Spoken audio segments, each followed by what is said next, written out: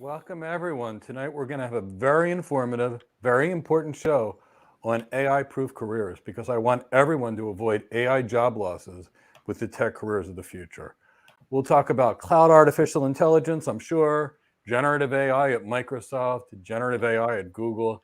We're really going to talk about AI-proof jobs and tech careers of the future because I want all of you to have a career that doesn't get crushed by AI, one that grows with AI, and gives you a better life than you've ever dreamed possible. And a lot of these tech careers of the future are going to get better and better and better with AI. But many jobs are going to be completely replaced. And you have a choice on this AI revolution. Do you ride the curve and get a career that pays you more than you've ever dreamed possible, get promoted and live a lifestyle you can't even possibly imagine? Or do you get crushed by it? And I don't want any of my audience crushed. I want you to ride the wave like a surfer and really enjoy that whole ride up and down and make it as good as possible for all of you. So please tell us where you're from. We will talk about some really cool things tonight. We will talk about which new careers are going to be created with AI. We'll talk about why AI is such a threat to certain jobs. We'll talk about what I refer to as the AI wealth gap and what that actually means. We'll talk about why employers are so interested in AI. We'll talk about why expertise matters in the world of AI, what AI can do and what AI cannot do. And when you get that, that's the secret to truly maximizing your career, but you must act now, and we'll talk about why. So that's what we're going to talk about today. So as my team said, tell us where you're from. I see some people in Lagos, Nigeria, St. Petersburg, Florida, Texas. I love that, but I know more of you are from all kinds of places. So tell me where you're at. This topic is so important. Go out there and email your friend, make a tweet, tell others to be here because I want everybody to get an AI promotion and a big raise out of this as opposed to being crushed. So take a minute, invite some friends. While my rest of the team introduces themselves, this is really critical information. We got to focus on AI-proof careers, not careers that are going to be destroyed by AI. Because believe me, a lot of careers are going to be destroyed. But guess what? There's new careers that are going to be created too. And that's what I want for all of you, to take advantage of the new AI careers, not AI job losses. So Chris, Alonzo, you want to introduce yourself while we're hoping everybody sends a quick tweet or an email to invite their friends? Yeah, definitely. Thank you for that non-introduction, Mike. I'm Chris Johnson. I'm the Chief Operating Officer here at Go Cloud Careers. I am here to tell you about some exciting things that we've got for you. So the first thing that I want to do is I want to make sure that you know about our How to Become the Ultimate Cloud Architect job webinar, or How to Get Your First Cloud Architect job webinar. Pardon me. I'm excited about the topic for tonight, but I want to make sure that everybody knows about this free webinar that we do. It's going to be this Thursday at 1 p.m. Eastern Time. And we're going to talk about everything that you need to know and exactly how we can help you become the ultimate cloud architect. We're going to talk about what type of experience actually matters. We're going to talk about how to deal with those crazy job descriptions that HR puts out there. We're going to talk about what hiring managers actually want. We're going to be talking about what the cloud architect actually does, according to chief information officers and research done by Gartner. We're going to be talking about exactly what you need to become the ultimate cloud architect, the exact skills and the exact knowledge that you need to become a cloud architect. So if you're interested in becoming a cloud architect, then that is for you. Now, also, in addition to that, we've got our we have our architect job guide. So as you can see here in the banner, you can get your free architect job guide. If you're interested in that exact same information that I just talked about how to get your first cloud architect job, you can get it in our written format in our free guide. Tyrone's got the link for both of those, both the webinar and the ebook, e-guide, in the chat box there for you. The links are also in the description. And if that wasn't good enough, we've also got our interview guide. Get your free interview guide by going to the link that Tyrone is going to be sharing in the chat box. In case you can't tell, we like to set you up for success. And the best way to do that is by sharing information with you. So in the spirit of today's conversation about being prepared for your career and being prepared for success, especially in a world of AI, we want to offer these resources to you to put you in your best position. So That's what I want to tell you about. Now, I'll let Alonzo introduce himself, and I'm sure he's got a lot to say about this topic tonight as well. Oh yeah, yeah. I think this is so exciting to have this discussion, Chris and Mike. I think as everyone knows that with this unstoppable, constant force of innovation and technological advancement that we all go through from a global perspective, you have to either ride it or you're going to be left behind. So understanding that with this innovation, this disruptive, awesome technology is going to come a resurgence of reinventing oneself to understand how to maximize your skill set, evolve it, and use this technological wonder to innovate and reinvent yourself so that you will be sustainable in the future. So I'm looking forward to this topic. I like that compliment. I just got a compliment on my smile. I need to smile more often. There we go. I like that. All right, I will keep this smile on as long as you guys keep talking to us in the chat box. So, yeah, we've got people from all around the world today. So I'm excited by this. I am excited. So, let's get started. Let's just get straight into this. So I got a question here to kick things off. I got to find my notes. I can't find my notes. Okay. All right. So, Mike, you mentioned this at the beginning of your introduction here. So, when a lot of people think of AI, especially right now, they think kind of negatively about it. Like, oh God, AI is going to be taking jobs. AI is going to be doing all this. AI is going to impact me negatively. But let's talk about what is going to be positively impacted by AI. Like, what kind of new careers might there be? What are careers that already exist that are going to expand exponentially because of artificial intelligence? Let's talk about that for a little bit, if you will. Absolutely. So the first thing I want you to think about is, and remember, AI is not human. That's good news. And there's certain things that humans can do that AI cannot. And as long as we remember these things, we're good. Look, I used to work in medicine. In fact, I worked in health information technology for decades. I was a lead architect at Cisco for an entire healthcare vertical and worked in innovation. And I remember when the systems came out, there were all these decision support systems. IBM had Watson, the electronic health record providers had them. And when you'd go to prescribe a medication, you get all these things on the screen. Somebody would be 40 years old, they'd have high blood pressure, and they would have joint pain because everybody at 40-year-old starts to get arthritis, and you'd give a non-steroidal inflammatory like Motrin. And you'd try to write a prescription, you'd get this and big flashing warnings all on the screen that said high blood pressure over 40. And the doctor, the physician assistant, the nurse practitioner would say, yeah, well, they still need Motrin, and it's not a risk. Because the doctor had the professional judgment and the wisdom to know when the decision support was wrong and what to do instead. Now, when you think about that remember, AI has no judgment and it has no wisdom. It's very factual. And facts sometimes work and facts sometimes don't. Now, when we start looking at AI, this is probably the biggest disruptive technology since the internet. I remember when the fax machine came out. I remember when the internet came out. And when the internet came out, no one knew what to use it for. First, it was Napster, and then it was porn. I mean, literally speaking, that was the whole internet. And here I was, a lead I gotta architect. say, I was making good money in high school thanks to Napster. Like, not everybody had a CD burner, so like exactly. I was making some good money back then. And a lot of people were. They were taking money, burning it to discs, selling it, and so many people did. Now, interestingly enough, Napster and all these other things were crushing the music industry. And then Apple came out with a way to save it with iTunes and the iPhone and the iPod. And Spotify found a way to pay artists at least something. And then the music industry didn't die. But if the people like Apple didn't find a way to pay the artist, and everything would have been stolen and it would have all been gone.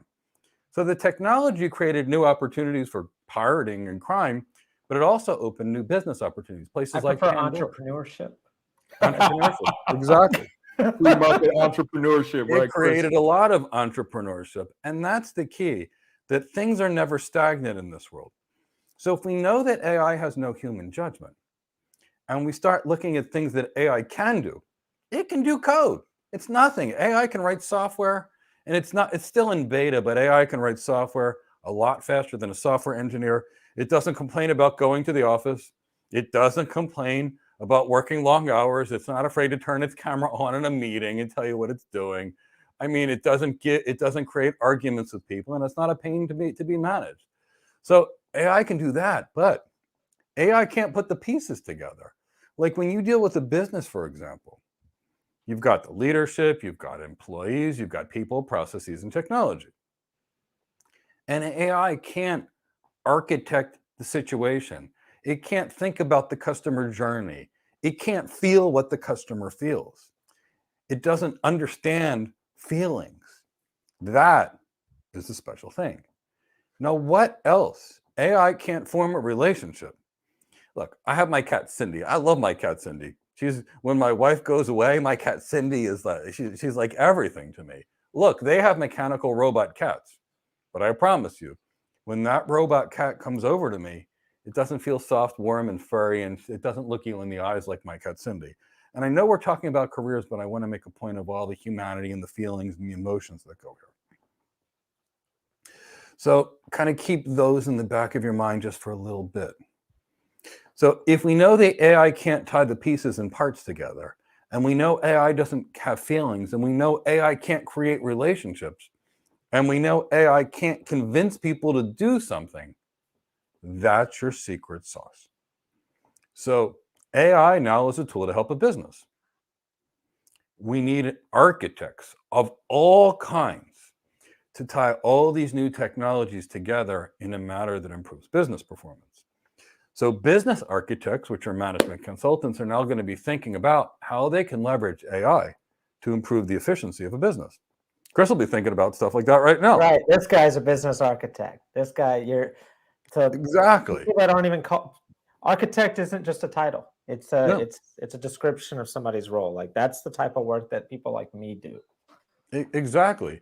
And if you go to Deloitte, Accenture, KPMG, PricewaterhouseCoopers, they have a whole strategy consulting division of business architects. And this is going to be another tool they can use to have their customers more profitable.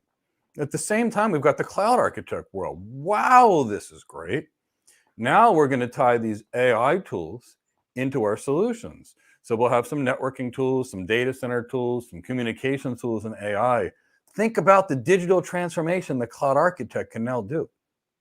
Incredible. We have more tools to make our businesses more profitable. Enterprise architects. Wow, wonderful. Now we've got more tools to help our customers be more successful, just like the cloud architect. The more successful we make our clients as architects, the more we get paid, the more opportunities there are for promotion, the more we can stand out. How about sales reps? Now, sales reps have an opportunity to introduce and sell something like that's never existed before. And when AI gets combined with robotics, and you can see General Dynamics has construction robots, for example, they can do construction. Now you mix the AI with these construction robots. Wow. So now you're dealing with that. Now talk about the people that lead the teams of workers. Now they've got tools to help them communicate better, faster, and cheaper with people. Look, when you respond to an RFI, RFP, or RFQ, that's a manual process, and all salespeople and architects are involved in that. A lot of that stock content can be done with AI, which means the architect can now close more deals, more commissions, more promotions, all kinds of good stuff. Same thing for sales engineers. They're a little more techie than an architect and less businessy than an architect, but still, they have to go develop relationships with people, meet people, and try and sell a product to a human. More sales things. Now let's talk about program managers. They can now manage a skinnier team of engineers building the thing because one engineer can manage to do things. I did an experiment today.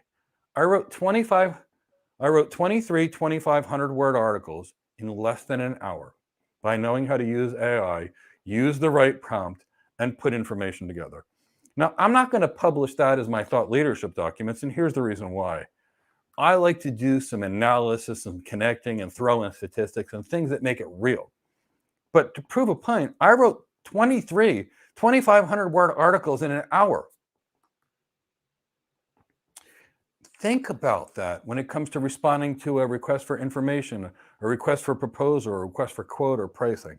Poof, you've got that. So you also have the world of AI architects coming. People that are going to be experts at designing AI systems. Another boom. Now, the reality is there's going to be some flavor of an AI engineer / data scientist that's going to come out of this. And it's not going to be a person that's writing Python code or R code, because the tech can do that. That's a simple skill. But it's going to be people that know what to generate and then can generate the right things, or ask the tech to generate the right things.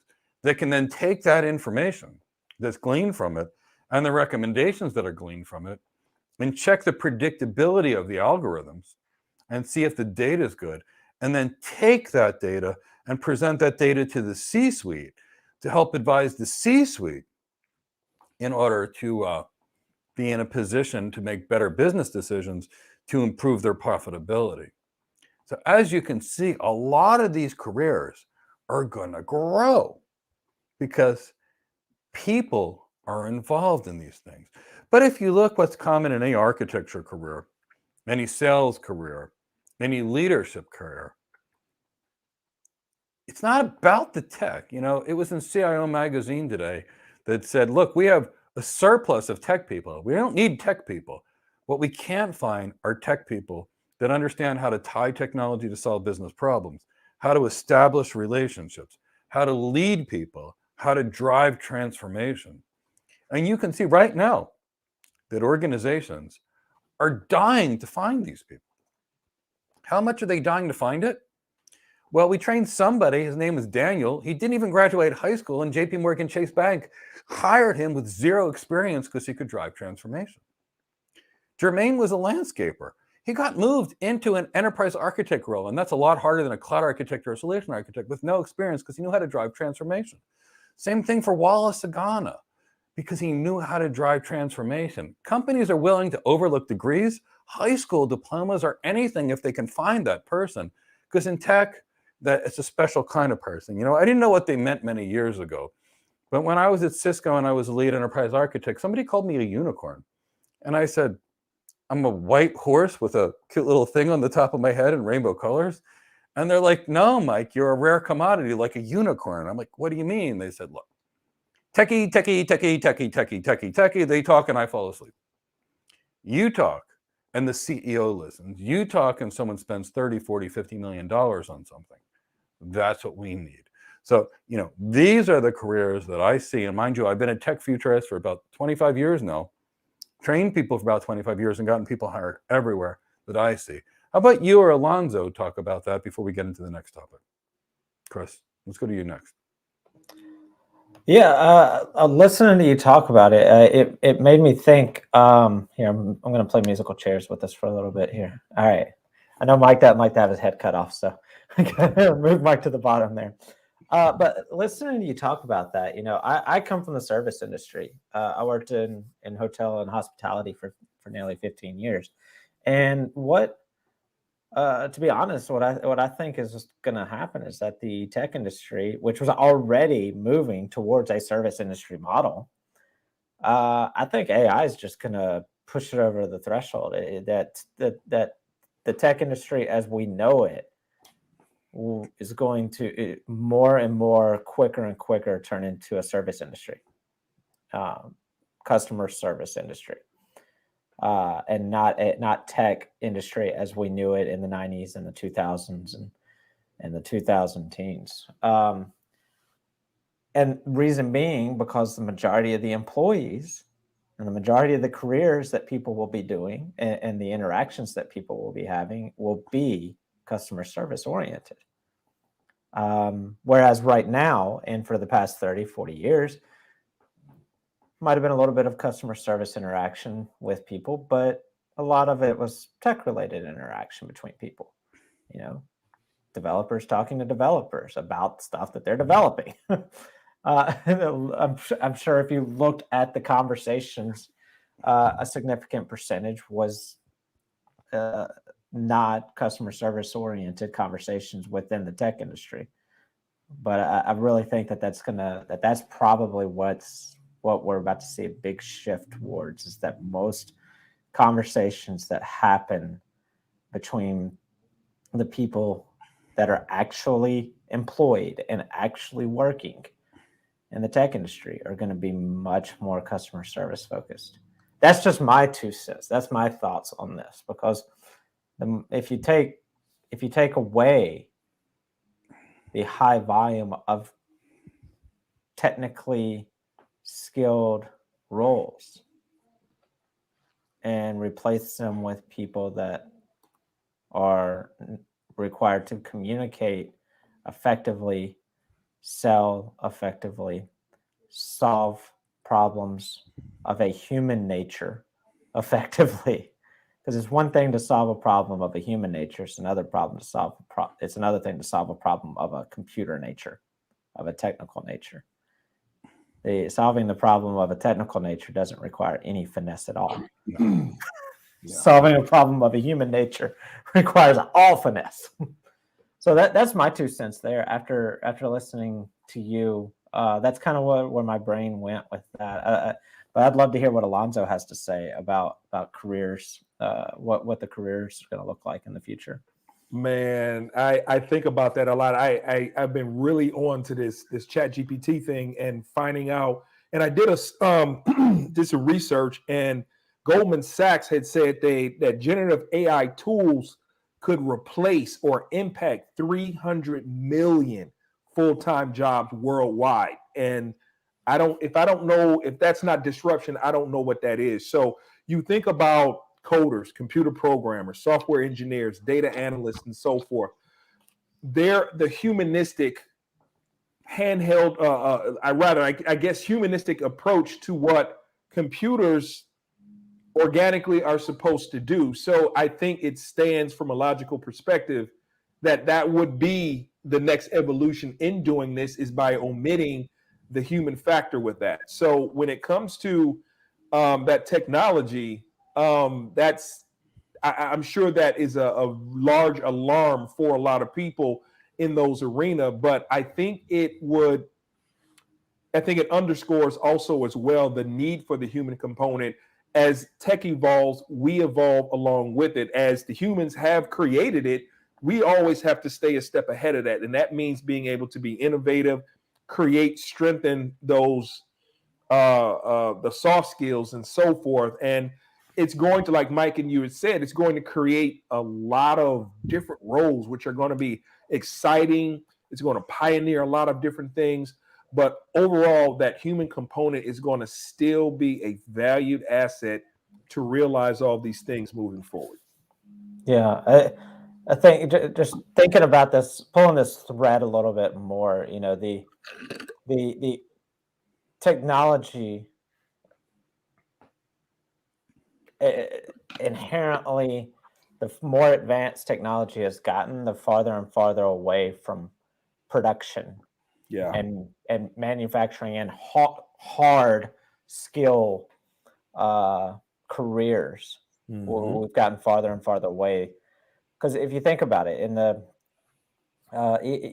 even as late as the 50s, 60s, and 70s, we were still a predominantly production-focused society. Now we're very much a service and very much a entertainment, not entertainment in the form of like movies and music, but entertainment in the form of going out and doing this or going out and doing that, and are getting value for the service that you're acquiring. It's interesting. I could go on and on about this. It's something that I've always been interested in. The aspect of moving farther away from a production to a service model of a society, and I think that's what's being going to be exacerbated here, and we're going to see it in the roles. Yeah. And in many cases, we're dealing with the same thing. We had production in the U.S. Mm-hmm. We had organized labor in the U.S. Organized labor, for example, in car manufacturing would say, I'm not working unless you pay me this. And they would walk out on strike. And then I remember when NAFTA was signed, when Clinton was president, and when the free trade was signed when Bush was president, and you could see the writing on the wall. The day after NAFTA was signed, I said, manufacturing is going to go elsewhere. Yeah. And then when the global free trade was signed, you could see manufacturing was going to Asia and other places. And what happened was, and it's not anybody's decision, right, wrong, or indifferent, if the employees held their employers hostage and they made it hard, I won't work unless you give me this, the employers would basically say, okay, I'm going to this country and I don't have to deal with you at all. Mm-hmm. Now, when it comes to tech, and I've been in tech forever, when I ask tech leaders, tell me what you want, and they typically say, Mike, I'm looking for someone who can communicate, someone that can lead, someone that's emotionally intelligent with good soft skills that can do a good job, but I can't find them. So so they say, Mike, it depends on my two sets of people. When it comes to programmers, when it comes to hands-on engineers, I want someone that can do the job and somebody that I can tolerate. I've heard somebody that I can tolerate from about 15 tech leaders, someone that I can just tolerate. Now, I hear it from our students and the clients in our program when they're interviewing. Yeah. That is a positive feedback that they're getting as they're moving through the process to getting hired. Wow. That they're getting that feedback. Like they're being specifically told, yeah, I can work with you. Like, yeah, my customers will want to work with you. My people will want to work with you. Like that, it is amazing. To those that don't realize it, it's amazing. Like it is awesome. Like in the true sense of awe, it is awesome to those that don't realize it and aren't familiar with it, how impactful the ability to work with someone is. Yes. It's so impactful that what companies do every single year is they stack rank their employees. Top 10%, bottom 10%, and everywhere in between. And the bottom 10% either are incompetent or most likely they don't get along with others. They don't have the social intelligence, the emotional intelligence. And when you look at the people that have been laid off, they're usually the people that don't fit in. Not always, because sometimes the department goes, or like with COVID, whole industries were shut down. And there was a lot of good people, but that's typically what's going on.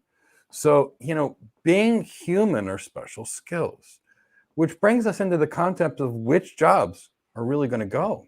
Yeah.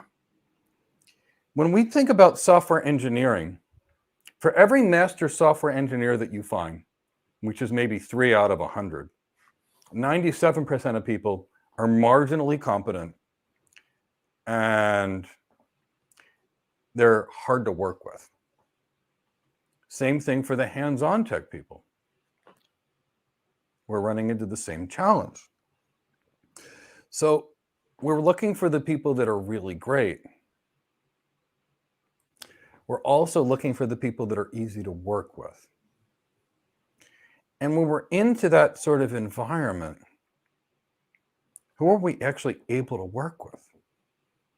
So think about it. I can tell you right now that I can write a Python script without knowing how to code in seconds with Microsoft Generative AI, Google's Generative AI, ChatGPT, AWS Code Whisperer, any of them, I can do it. Now, if that's the case, why do I need an average software engineer? I don't. No. I need those 3 out of 100 that are amazing. But I don't need the rest. I just don't. How about a cloud admin? The certification skills, name of a service, and how to configure that service. I don't need that person anymore. There's no point. None whatsoever, because the AI can do it.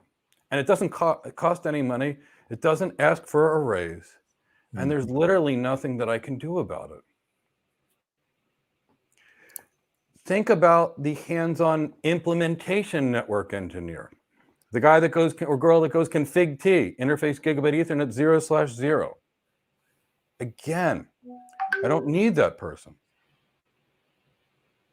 And I'm talking about why? Because the AI can do it. The AI can generate the script to do these things, and somebody can just cut and paste it in or push it to an AI or push it to a chatbot.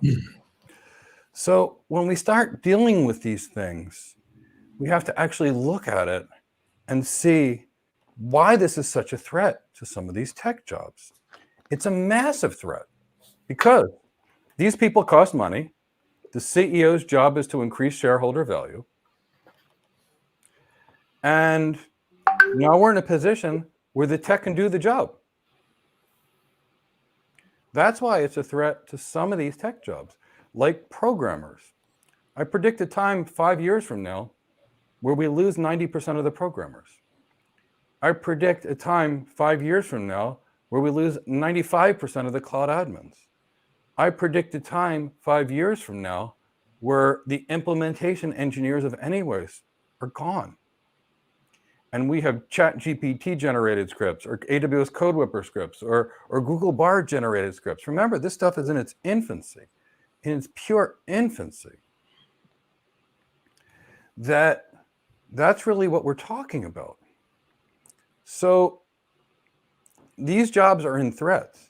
Now, AI can't replace an which architect. jobs? Let's get it. Give us a list, Mike, so that we know Software engineers, All right. cloud admins, most cloud engineers, not cloud engineers with people skills, and I'll talk about that. The majority of DevOps engineers' jobs are gone, and the majority of hands-on implementation jobs are gone.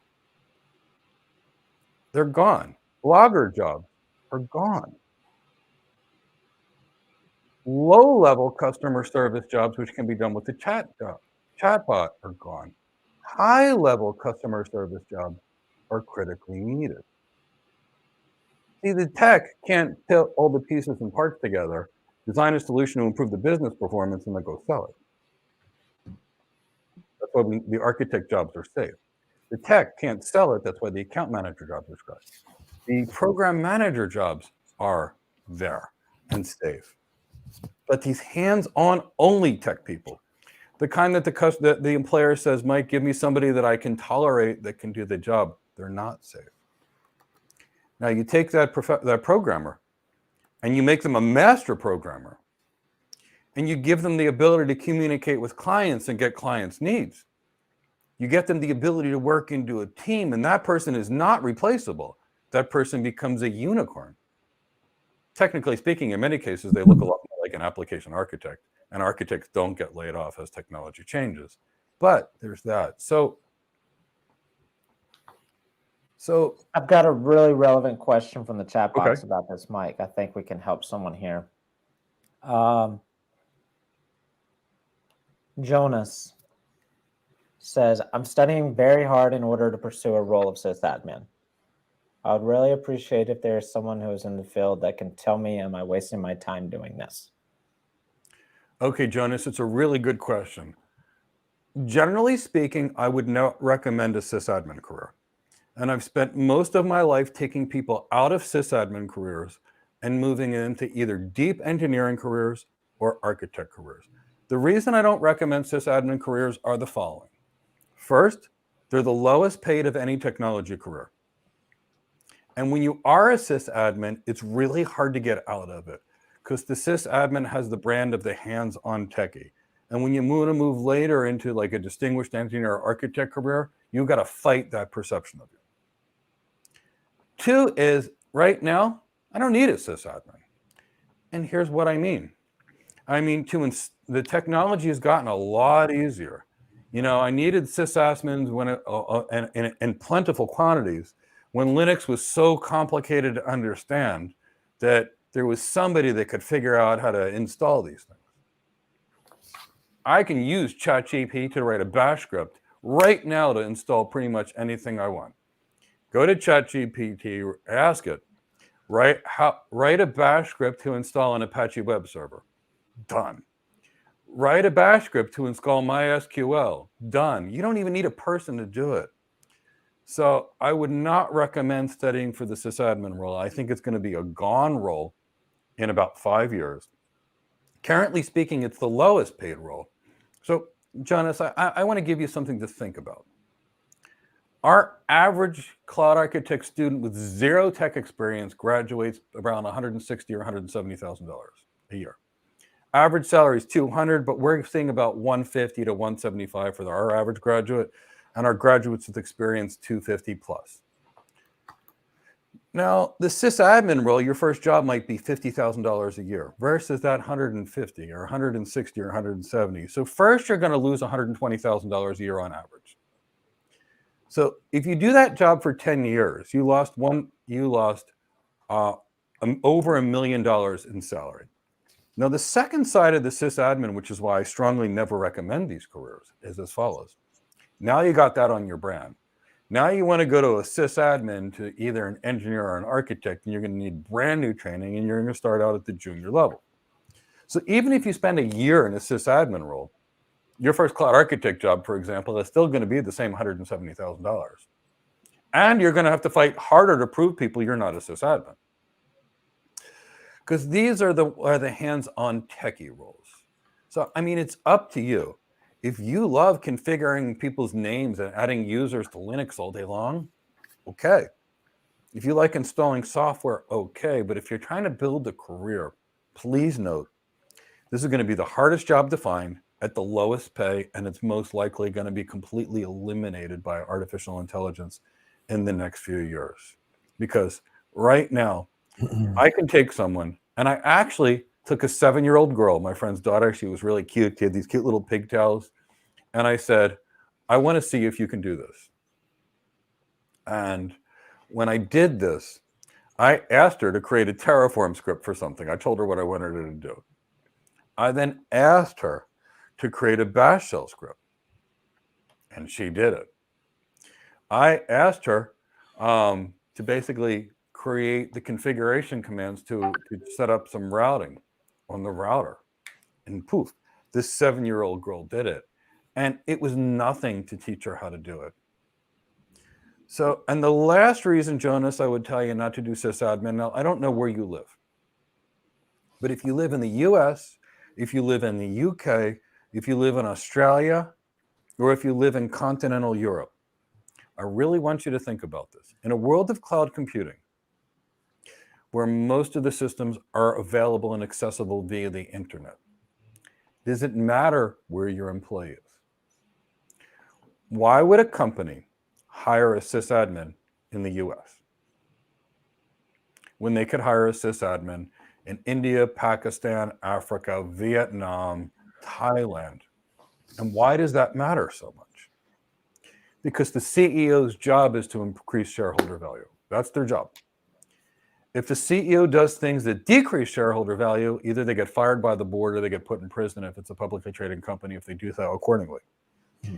With the technology being there that basically makes it feasible to hire somebody for 80% less, and the person that you're hiring for 80% less is now rich in their own country because of the lower cost of living, why would they hire someone? So, Jonas, my recommendation is find something related to architecture or sales engineering and really focus on that. I want you to have a career that exists today, tomorrow, next month, and next year. Now, Chris or Alonzo, if you have any comments on that too, because you're watching the trend and you're seeing the trend and you're already seeing the layoffs. Yeah. Like maybe when he wants to talk about IBM and the positions they cut, or for example. Oh yeah, definitely talk about IBM. And I believe, and I don't have the numbers in front of me, I believe it was a good 7,800 jobs that they eliminated and they do not plan to replace, because why hire these salaries where, like you had mentioned before, people show dissatisfaction, worry about performance or not performing up to optimum standards. They need vacation, they need sick time, they need all sorts of care, mental health days, vacation time, and so forth, versus signing up on ChatGPT, giving it what it needs, giving it what you need it to do, and it executes it quick, without hunger, not being tired, not needing health checks or anything else. So when you think about that, you got to wonder what you're going to be doing in the next 5 years if your position is in peripheral to ChatGPT's ripple effects. And I think it's imperative that people learn to mirror what this evolution is and make yourself a very credible, valuable, reliable human capital resource that's important to the organization. Because if you don't grow, you're going to be run right over by this technology. And next thing you know, you're going to be like, unfortunately, like sysadmin, when you think about the low pay, because it's a low value. And the more that valuation financially, that circle shrinks and you end up outside of that circle, the job is gone. And this is where that trend is going. So I just emphasize to a lot of people to start rethinking what your trajectory are, start thinking about where you are and where you want to go and how you can capitalize on your existing skill sets to be formidable in the future. Before we go to Chris, I want to highlight the low value that Alonzo keyed on. It's not that it's a not important job. Right. It's the value that it actually delivers to the business.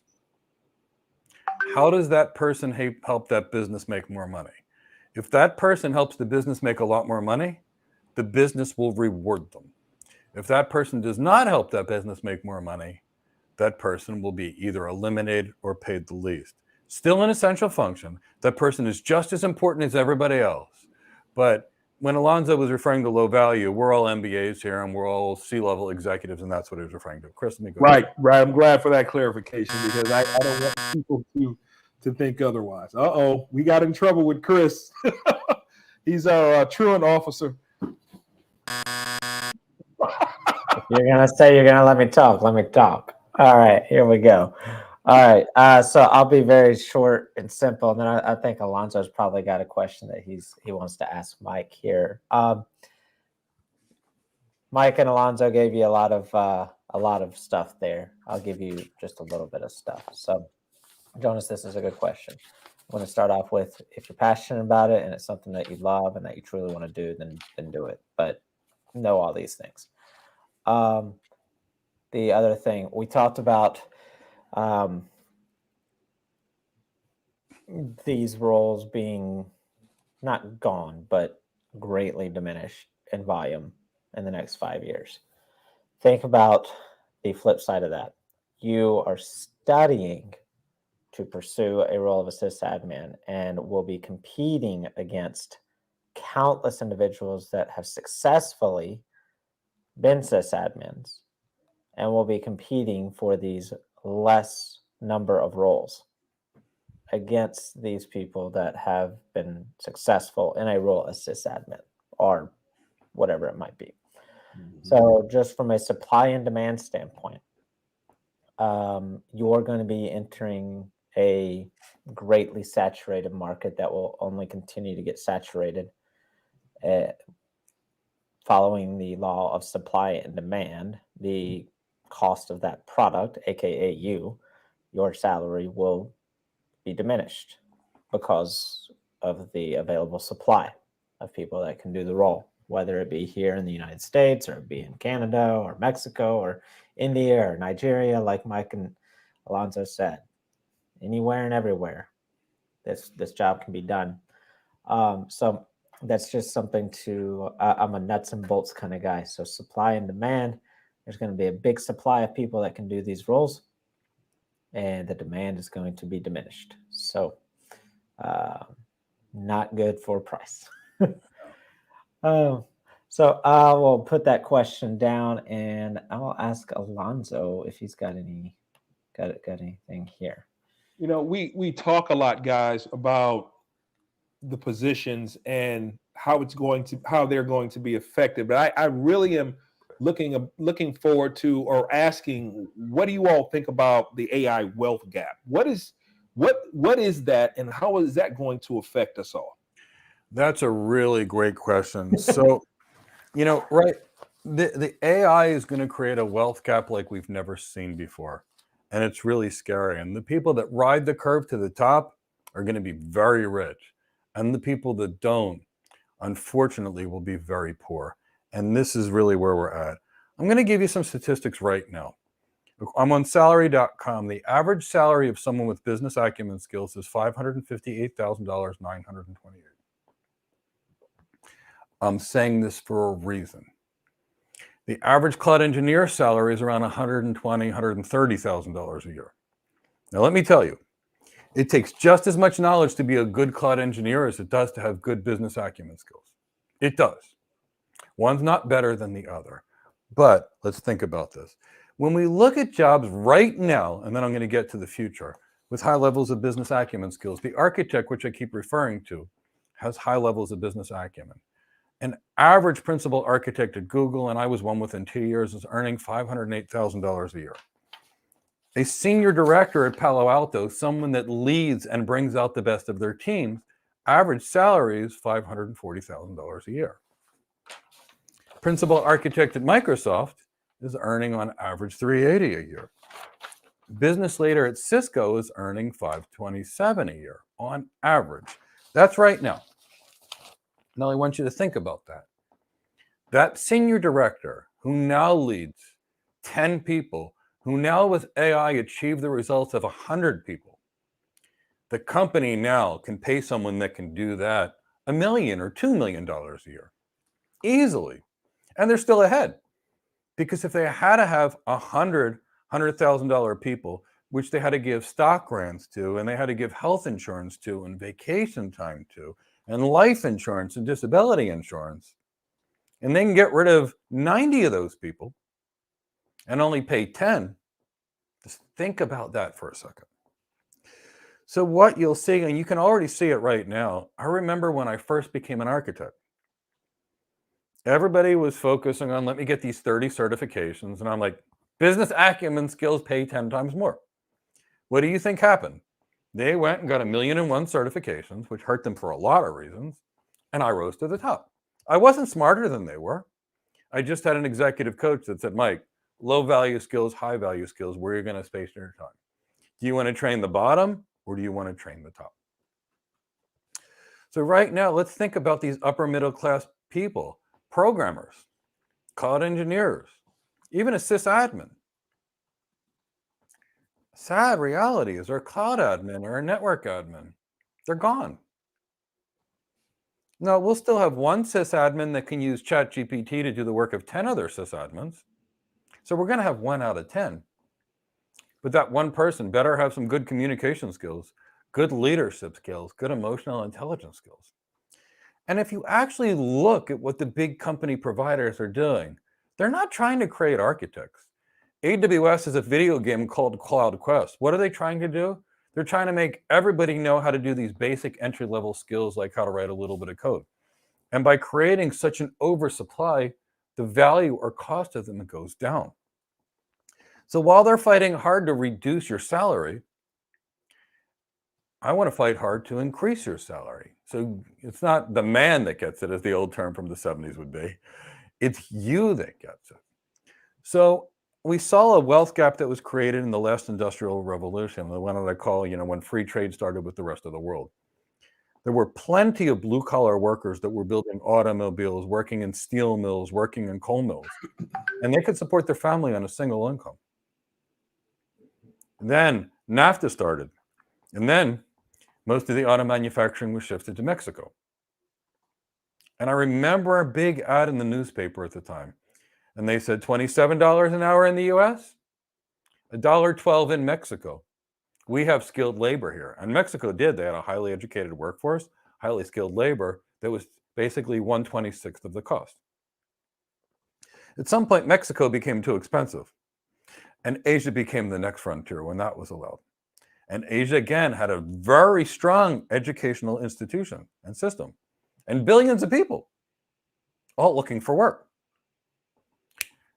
Can you even get any electronics that are manufactured in the US or drugs that are manufactured in the US? It's hard. Even if you wanted to design and build your computers in the US, the supply chain, your GPUs, your CPUs, your motherboards, they're all made in Asia. And what did that do? It created a wealth gap. It created the digital divide, the wealth gap, the people that were at the top of the food chain earning a ton of money and everybody else that was struggling. If you drive through the Rust Belt, you'll see a lot of people that lost their houses and are economically depressed. These were good people, hardworking people, smart people, capable people, but the industry changed and they didn't change with it. Now we're going to see a lot of people that have moderate and good jobs now. People that write blogs. People that are earning, $80,000 a year writing blogs. ChatGPT can do it. And ChatGPT is still in beta. And that's before Microsoft's $10 billion investment. And believe me, Microsoft is not the only company that's investing in this. Every big company is. Billions and billions. I bet you see $1 trillion investment in the next couple of years in AI. Imagine what that's going to do. So it's going to create this wealth gap of your architects that are going to earn more and more and more, your sales executives that are going to earn more and more and more, your business leaders that are going to earn more and more and more, your AI experts, like your architects that are going to earn more and more, the data scientists of the future. I mean, today's data scientists are not only supposed to be able to figure out the information, but actually take that information and explain it to the business people. But in most data science programs, they teach the tech. They don't teach the communication skills and the leadership skills. They say it's important, but they're not really focusing on them. But it's critically important. But take those careers and raise them up a level. Give them the business acumen skills. Average salary right now is $558. You take a tech professional, you give them business acumen, and look where they end up. They're at the top. So unfortunately, a lot of these programming jobs I see gone, these engineering jobs are gone. And these are good paying jobs that people use to support their family. If they're not doing that, what's next? Or are they gonna prepare and focus on all these things and move into these, distinguished engineer roles, engineers with business acumen, leadership, sales skills, executive presence, communication skills? Are they going to move into architect roles where they're designing, presenting, and selling these systems? Are they going to move into sales roles? Are they going to move into other leadership roles? Or are they going to just stick their head in the sand and say, I can code, it's important? 3 years from now, they're laid off and they don't know why. That's where they're having this conversation. As someone that spent his entire life studying psychology, as well as economics, and being a tech futurist and a lead architect for an entire vertical at a large tech company, I've seen this in the world.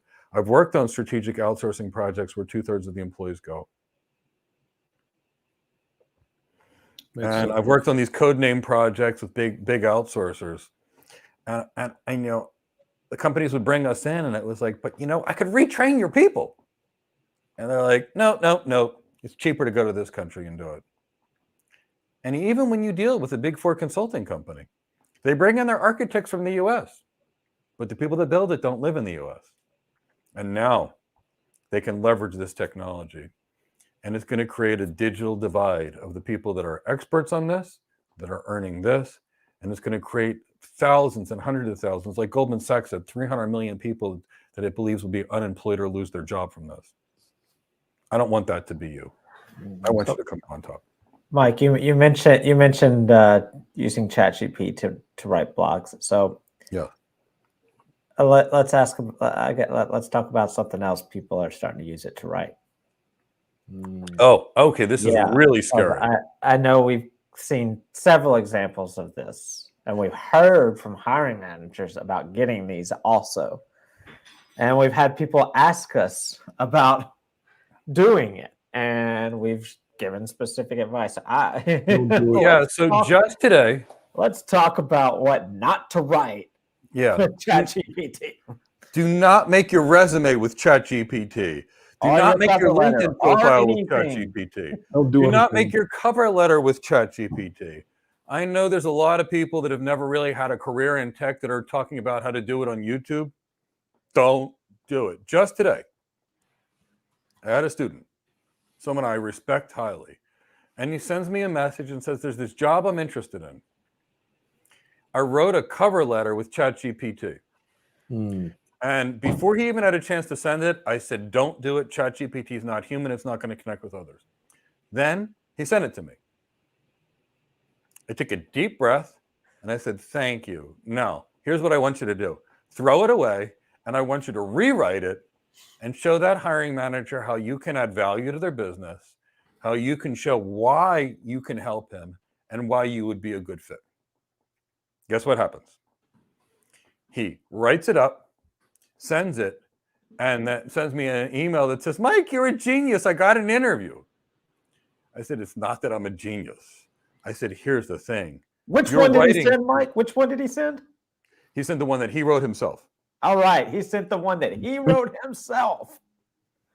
And he said, oh my God, I can't believe the response. And this was a younger person. But the key was he sent that thing, and it was really well written.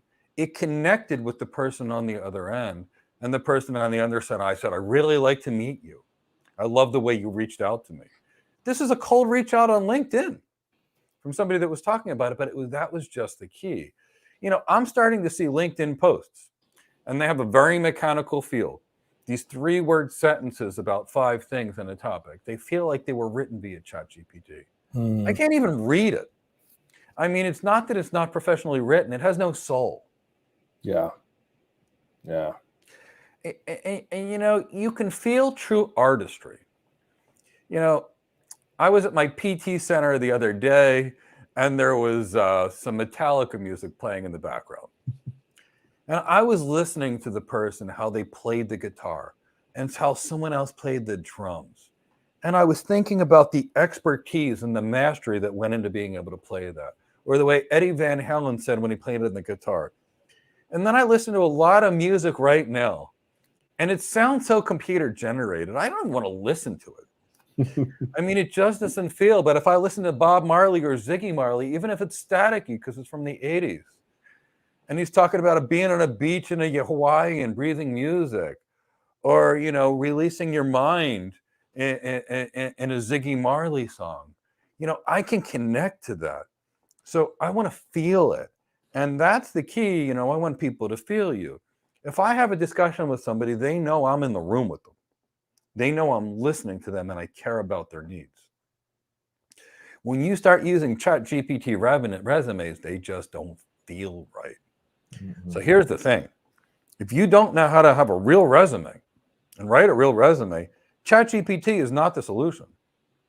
Hire an expert to do it. And it's worth it. Look, I mean, people don't realize this. Let me just look. I'll just go through these jobs again. Here's the senior director at Cisco. The pay range is $417 to $698. Mike, if you're going to show us, you can't tease us. You got to hold it up there for a whole minute. The principal architect. You can't just flimsy piece of paper up there. Okay, the principal architect over at Microsoft. The range is $300 to $495. Yeah. Let's look at the senior director at Palo Alto. It's $425 to $700K. Let's look at the principal architect at Google. The average is $508, but it's $394 to $677.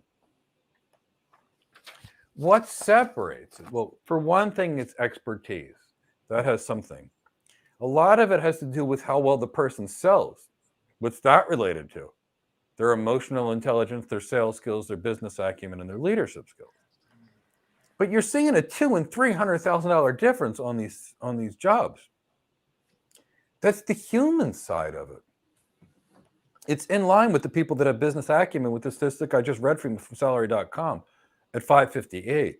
It's in line with the data that shows that the best predictor of your long-term career success is not your technical competency, it's actually your emotional intelligence. It's right up there with social intelligence being one of the most critical factors for your long-term success in addition to emotional intelligence. That's your human side. That's your humanity. Guess what? AI is not human. So do a dance. Celebrate your humanity. This is big. It's what we are that makes you human, that makes you completely irreplaceable. It's not the ability to code. Anybody or any tech can do that. And guess what? The technology can do it too.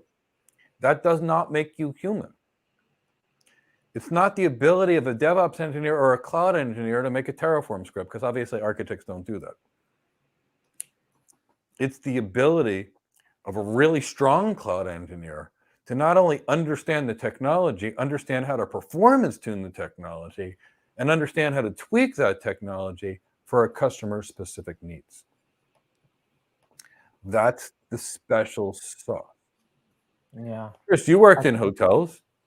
Yeah. What's the difference between someone that can really, really lead people versus someone that's rough around the edges and agitates the customers? Sorry, I got distracted by somebody yelling at me in the chat box. What was the question? When you worked in hotels, for example, a totally different industry, what's the difference between someone that can deliver exceptional customer service, someone that's reliable, and someone that has relationships versus someone that can clean a room effectively or book a reservation effectively, but they agitate people all day long? Oh gosh. Yeah. Oh, I'm going to revert back to I like to hire people that I want to work with. Yeah. I'm going to revert back to that. That's I could talk. I don't want to. I don't want to go down that road. That's You how should. bad. I think it's important that you do so, Chris. I mean, Well, how many times have we come across people who they're really good? They've got great skill set. I mean, their skill set is great, but it's you would rather have your gums scraped than work with these people because they're so hard to deal with. They're curt answers, condescending, short temper. Lack of, even if they don't have any of that, if they've got nothing, yeah, if there's nothing to it, if I'm between somebody that effectively does the job, but then adds nothing else, yeah, which is AI, that's the equivalent of AI. Yeah. And then I've got someone that can effectively, kind of not quite as effectively do the job, but can make me feel great and can make me realize that they're listening to me. Like there's no question I'm going to pick the one that can kind of effectively do the job versus the one that can effectively do the job. But to go right along with what we're talking about here, I was just happened to be talking with someone this weekend, a family member of a friend of mine, and they're an electrical engineer with Mitsubishi, and they were and I just was casually asking about the job and what he does, and somehow the conversation got to talking about how he can walk into a job site, and everything looks exactly like it's supposed to, fits the diagrams, all the check boxes are marked, but he sees that it's wrong, or sees that something's wrong, knows that something's missing, or something's not right, even though every box is checked and it follows the scope of work exactly. He just intuitively can look at it and tell that something's wrong or that it's not going to work. It's the equivalent of what we're talking about here with Mike and his embrace your humanity. Like, I think that's going to be a new slogan of ours here at Go Cloud Careers. Embrace your humanity. Like, that's what we're talking about here. That's the humanity that we're talking about. That innate ability that comes with that wealth of knowledge. And this is somebody that's only been doing it for maybe 5 years. Imagine the people that he works with that have been doing it for 30 years. He talks about how they're like Jedi masters, like they just, but that accumulated wealth of knowledge that as a human you gather. Yes, in a way, AI will accumulate this wealth of knowledge as well, but that innate ability, AI is just going to go by the checkbox. Yeah. The human, I can't explain it. Like, it's happened to me. Like, I'm a new hotel project. I just happened to like come across something that's like, that's not going to work. Exactly. And then I have to figure out what is it? What is it? Why is it not going to work? And then I have to work backwards. But AI will not ever have that. Boom, something's not right. That guy over there is not holding his tongue the right way. This whole thing is going to fall apart. I don't know how to explain it. Like, it's one of those things about us as humans that we can't explain. Not just humans, but living creatures, animals. Animals have it too. It's 100% true, and that's the humanity and the expertise piece, which I do want to talk about in a minute. But I want to briefly get to Ray Granville's question because I think we're going to get to a lot of questions. I got a feeling we're going to have a part 2 to this. I think we will too, but this one is really critical Yeah. because it's the difference between an engineer and an architect. Ray, AI cannot replace Let's an read the architect question. because here's the reason. The The architect doesn't touch the technology. Here's what an architect does. I go meet with my client. I speak to my CEO, the CFO, and I'll actually talk about the engineering piece too. But there's that, which is the checking the code. I'll get to that in a second. But the architect has to go meet with that client. That architect has to take the client golfing to the Super Bowl in box seats. They're taking that client to lunches and dinners and drinks. I've been on architectures where I've spent $200,000 on dinners and drinks for 6 months to a year entertaining clients. AI can't meet those people. It can't give the presentations and it can't lead. That's why architecture careers can't be done, because it's all about humanity, relationships, transformation, and business. Now, here's the thing. We're going to need one engineer to replace 10 of the engineers because, yeah, with ChatGPT, we may get some errors, but that's why we need expert engineers and not hobbyists with 1,000,001 certifications, which we'll talk about in a minute. We need one engineer whose knowledge is so good, they can look at what AWS Code Whisperer produces or Google Bard produces, and they can say, nope, this is 90% right. All I have to do is just change these things. So when you ask a question for cloud engineers or architects, AI can automate what they do with tools like ChatGPT. What will be the position that tells ChatGPT what to do? That's the engineer, the 1 out of 100. That's a superstar engineer. But the architects aren't touching the tech in the first place. If you work at AWS or Azure or Google or Deloitte or Accenture or Capgemini or KPMG, the architects aren't even allowed to touch their customers' technology. They're system designers. Their time is too valuable in the process of sales and meeting people. But it does get us to the concept of why I hate 10x AWS certified people. Here's the reason. When you get a certification in 8 different people's careers, you don't have the chance to master yours. And ChatGPT can pass the AWS Certified Solution Architect Professional in its sleep. It's nothing. And it can get a whole lot of these things that we're actually trying to do. But it does not have that expertise. For example, Ray, when I worked at one of the largest market makers on the NASDAQ, when I worked on Wall Street, I had a chief information officer. He wasn't a chief information officer for very long. He was an IIT graduate and he was a super techie. He should not have been a CIO, which is why he got fired and has been relegated to lower positions his entire life. And I remember looking at the routing tables of all these routers saying, the CPUs are too high on the router, which is causing a routing protocol called EIG to have a stuck in active state.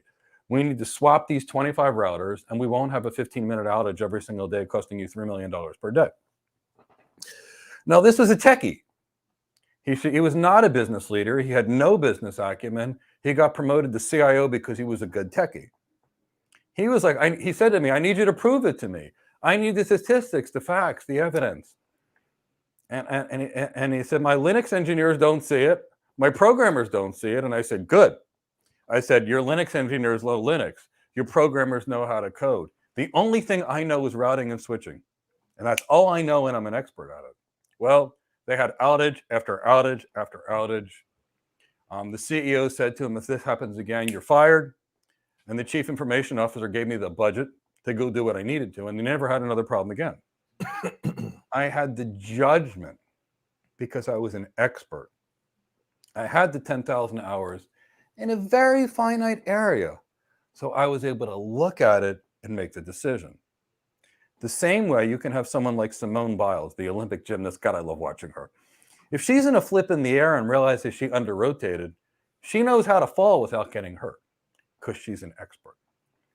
If she wants to try something, she knows the performance limitations of her body. If she gains 3 pounds, that'll affect her jump. She might not do a certain move because she's that good and she's an expert. And while I love CrossFit, compare that to the CrossFit person that does a little bit of gymnastics, a little bit of body weight things, a little bit of Olympic weightlifting, a little bit of powerlifting, a little bit of running, a little bit of rowing. They're not good at anything.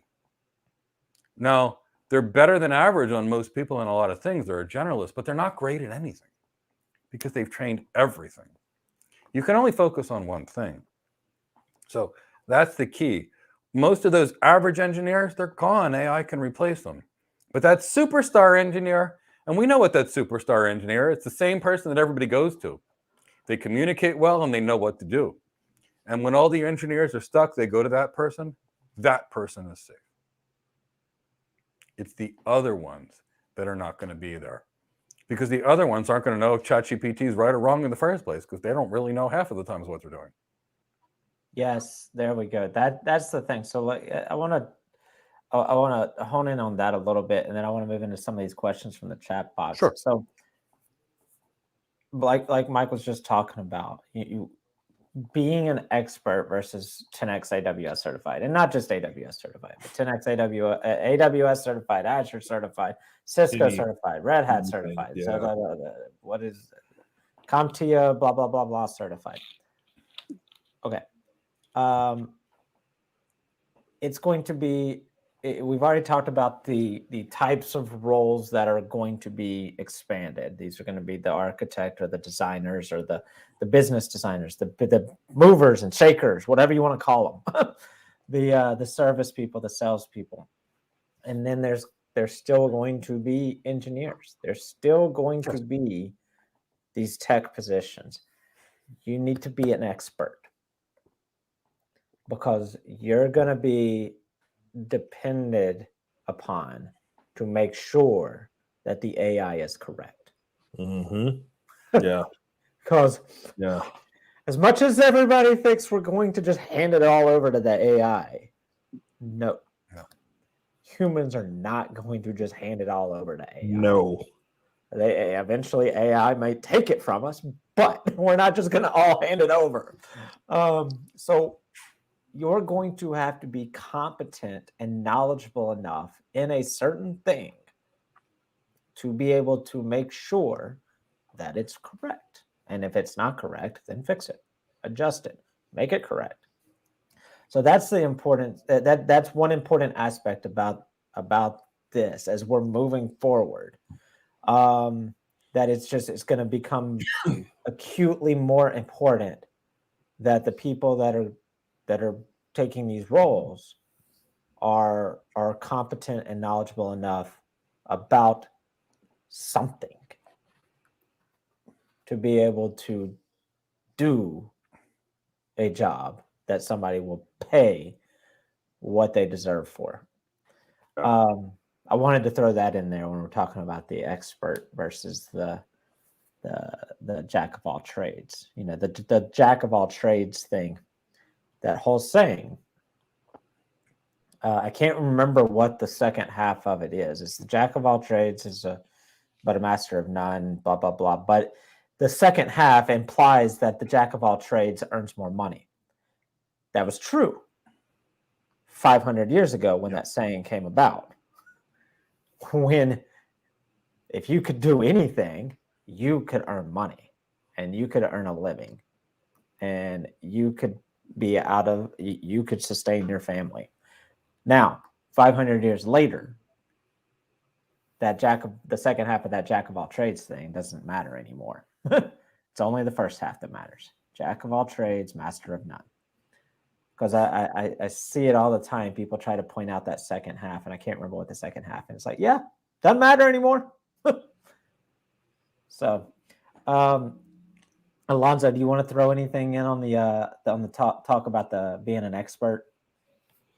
Well, I think, you know what, I think a lot about ChatGPT and the human experience. And the human ChatGPT, it'll be a perfect square, but what about the flavor, the characteristics? It's the difference between a sentence and poetry. You know, you can't get ChatGPT to create a human experience out of a computeristic approach to it. And that's one of the reasons why I always think about that in my head and think about how it takes that relationships, those bonds that AI will never be able to accomplish without understanding what makes people tick, how you're going to be able to meet them where they are, show them how you can help them with ideas and prosper them in ways that they never thought possible based on just a discussion on a person's thought processes and so forth. So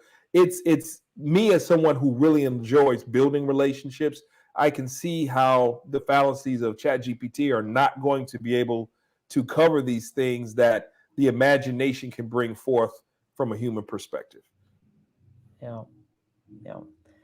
All right. So let's get to some of these questions. And I'll go ahead and let everybody know. We've got a whole lot more to talk about that let me look at my list here. Yeah, we've got arguably a whole nother half to this that we have not gotten to. Yeah. But we want to get to these questions that you guys are bringing up in the chat box. So there's going to be a part 2. Don't worry. We will have a part 2 next week or next week or sometime. We'll have part 2. But yeah, there's a lot to talk about here and a lot to unpack. But I do want to get to some of these questions here.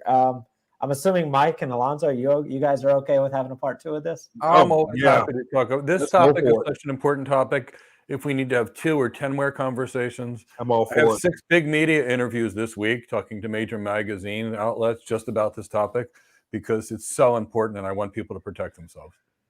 All right, so let's go to some of these questions here. So first ones I'm going to go to are about the topic of conversation, everybody. So if you've got questions in the chat box that are not related to our topic of conversation, I will not be going to those first. Fair warning.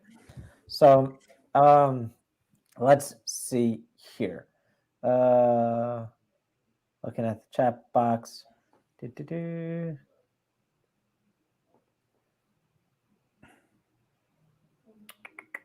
All right. Okay, got that one. Got that one out of the way.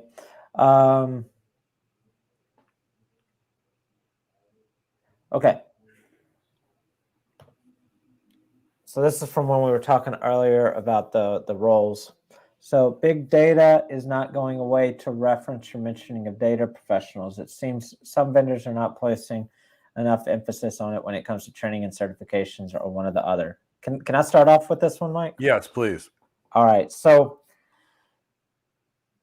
and I've talked about this before several times on our shows, and I think I'd like to actually do a show about this because my perspective here is that there's two main areas moving forward: cloud, data, and both are going to be impacted by artificial intelligence. Both are going to continue growing, and like the amount of data that is out there and the amount of data that will continue to be generated it's crazy. It's crazy how much data is out there. So data and cloud computing are the two things that I see continuing to just grow and grow and grow and grow and grow, and they are going to be greatly impacted by artificial intelligence. But I completely agree here that there is no clear anything about data.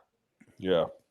About data careers, about data roles and responsibilities in the data. You talk to one organization and their data engineers do this and their data scientists do this. And you go to another organization and it's flipped. They got their data scientists doing this and their data analysts doing what data scientists do, and their data engine. It's so confusing. It's a lot like cloud computing. Yep. In this sense. So I completely agree that I don't know about placing emphasis, just clarity, having clarity about the roles of in the data careers. Yeah. It's just becoming, it's so convoluted and ambiguous and confusing on the roles and responsibilities for data related roles. It's not as easy. I mean, it could be, but it unfortunately has not turned out this way. It's not as easy as saying, Software developers do this. Yeah. Sysadmins do this. It's not as easy as that. I don't know how we got to that, but that's kind of where we are. But I'd love to hear Mike and Alonzo's thoughts on that. But that's just my observation and perspectives. I've worked closely with people in the data engineering and data science field for a couple of years, and that's kind of what I gathered from that. Yeah, and I feel the same way you do, Chris, but I want to bring it back to vendor training and certifications. Ken, we are the only company in the entire world that teaches cloud architecture. And here's what I mean. Vendors have junior engineering certification trainings they label solution architect. AWS certifications about the name of a service and how to configure that service, which architects don't do. The Azure training's about the name of the service and how to configure that service. So is Google. And then they hire an architect. They don't let them touch the technology. They make them entertain clients. They make them select the right steak and wine and scotch for their clients. They can make them respond to RFIs, RFPs, RFQs all day. They make them give presentations all day. They make them go sell billion-dollar deals, and none of that's covered in the certification. No. Here's the thing, Ken. When it comes to big careers, you can't turn it into training. It requires education. That's the difference. That's why you're not going to see a data scientist. Most data scientists start with a PhD in advanced math or statistics or some form of math, because they kind of need a lot of that math to be able to interpret the data. The architect needs to be 50% business person, 50% network and data center person on the cloud, because they're taking the things from the network and data center to the cloud, which is another virtual network and data center. And guess what is not covered in any cloud certification? How the tech works, or how to put the pieces and parts together, or performance tune it. It's just, here, use all my stuff, and we're not even going to tell you what it is. Honestly, it's easier for me to get somebody hired if they've never been certified in anything, because they don't have any bad habits. And I can start with this as the tech. These are how the pieces and parts go together to improve a business performance. So that's really the kind of thing. There's no vendor certification on how to become a doctor either. No. Now, there is a license that you take, the USMLE. There's also no real good certification on how to be anything, any real professional. Vendor training is just that. How do you use my stuff, and how do I brainwash you to use my stuff so you don't know about the other stuff that exists? I'm very happy vendors are not messing around in data, and they're not messing around in architecture. They're trying, because the second they did, they'll try and destroy those careers to kind of keep it there. Yeah. And that's why we interviewed 1,000 AWS certified people that passed the solution architect exams, and none of them knew anything about architecture. So the key is, Ken, all these big careers, you can't learn them in a certification. It's professional development. Good question, though, Ken. Yeah. All right. So I don't know how Mike feels about this. Oh, yeah. Yeah. How about the top blockchains like Ethereum, Solana? I don't even know what Solana is. No, do they have a future in tech, Mike? I'm glad they asked Mike. You know, it's kind of hard to tell. And I was an early adopter of cryptocurrency, and I had a major mining operation that took an entire warehouse and about a megawatt of power to run a while back. But, you know, here's the thing. The governments are aggressively attacking these cryptocurrencies. So first you got the big banks like JP Morgan Chase that would kick you out if you had any cryptocurrency gain earnings. Why? Because it was competition with what they did. So after they complained forever that people are complaining with us, and why did it go to blockchain? Well, without blockchain, all the money is on the bank's ledgers. Blockchain was a distributed ledger, which took it all off of the bank. So then all the banks ganged together and started something called Ripple, which was a bank-owned cryptocurrency. Now you've got the US government going after Coinbase, and they're going after the Binance blockchain, and you've got governments in Asia going after different blockchains. I do think at some point in the future, there will be a blockchain that actually succeeds. I don't think it'll be Solana. I don't think it'll be Ethereum either. And I think the only way a blockchain is ever going to really work is if it's a mineable blockchain where people can get on the action, the kind that suck up electric and generate all kinds of heat.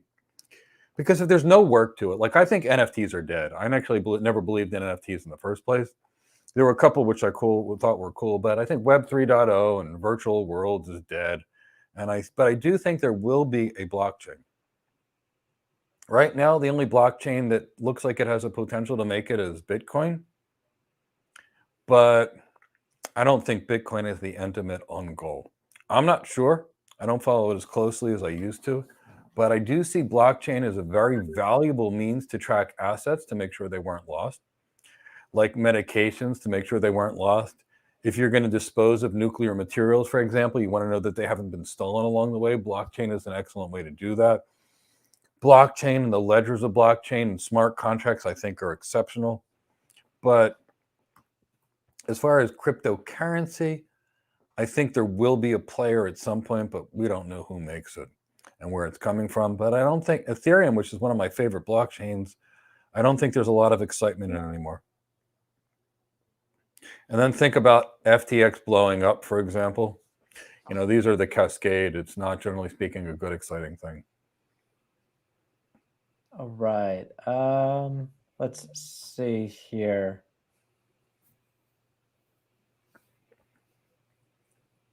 So here's something from Ken. It's a comment, not a question, but I want to comment on this as well. ChatGPT doesn't understand human relations. At least the evolution is far from reaching that point. Yes, exactly. Centuries, maybe. So here's my thought on this. Never. Never. Because guess what we're going to do as humans? We're going to adapt. Mm-hmm. And we will continue to adapt. And artificial intelligence will then have to adapt. And then we'll adapt again. And then it'll adapt. Like, that's my philosophy. Like, that is what we are talking about, adapting to artificial intelligence right now. That's what we're talking about. While artificial intelligence out there is operating off of data from 2022 or whenever the data that ChatGPT is working off of. I can't remember what the data 2021 for ChatGPT. Google Bard's a little better, but it's a lot buggier. Right. Yeah. I got a whole 2 years worth of data on. I got an advantage. I already know who won the World Series. Okay, I'm Marty McFly. Got it. All right. In the story. So, but yeah. So that's the thing. It might understand human relations, but then we're going to adapt. We're going to change something. It could be the littlest thing. Like, just for an example, I know in some cultures, thumbs up is good, thumbs up is bad. I don't know, but just a simple example. Maybe we adapt and change. Thumbs up doesn't mean what it means anymore. And we all agree on that. Artificial intelligence is not going to pick that up immediately. Right. Like, that's just a simple example.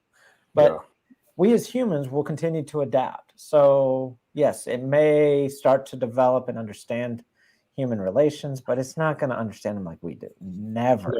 It's not going to understand that little tick that I just made on my face has a purpose behind it. Yeah, it'll write off medical issues and everything else, and it'll totally miss the boat. Yep.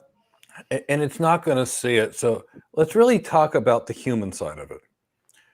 Oftentimes, a parent knows when their kid is sick, even if the kid doesn't have a fever. They just know when they look at it. When my wife gives me a certain look, and it's not something that a normal person could read in body language, I know what she's saying. There's an expertise in the humanity between us. That can't change. My cat has her own language. When she rubs her head against my foot, looks me in the eye, she wants me to do something, and she walks me to what she wants. Now, if I had a second cat, probably wouldn't communicate in the same way my cat Cindy does. That's the human side of things that are very special. And truth be told, I always wanted a dog. Always. And I'm highly allergic to cats and dogs, though I have one anyway. And because my allergies used to be so bad, on my birthday, my wife would get me a stuffed dog every year so I could have a dog next to me because I wanted a dog so badly.